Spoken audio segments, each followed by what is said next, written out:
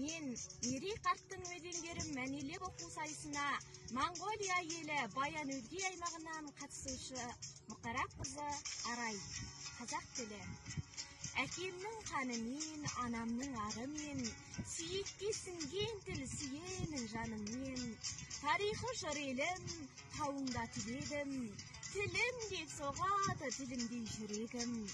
Байсың да дарасың, шешен де данасың, ата тіл мәңгілік мұра болып қаласың.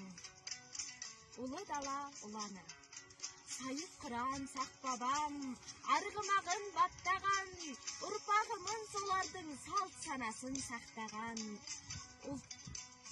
Ғұрпы беріп құн бабам, қалың елі тыңдаған, ізі қалған тарихта жыл өтсе де мыңдаған. Оғыз бабам оғлан, жарты әлем таныған, ұрпағымын солардың жаралғанмын қанынан. Бір бабамыз үйсінмен, қалың елі сүйсінген, ұрпағымын солардың ұлағатын түйсінген. Көкжал бабамыз көк түріп, көк бөрідей көк қылып, қан төгілі сүйекке, сонан сіңген тектілік. Бір бабамыз алаштан, арғымақтай таң асқан, адал ісі солардың ұрпағына жол ашқан.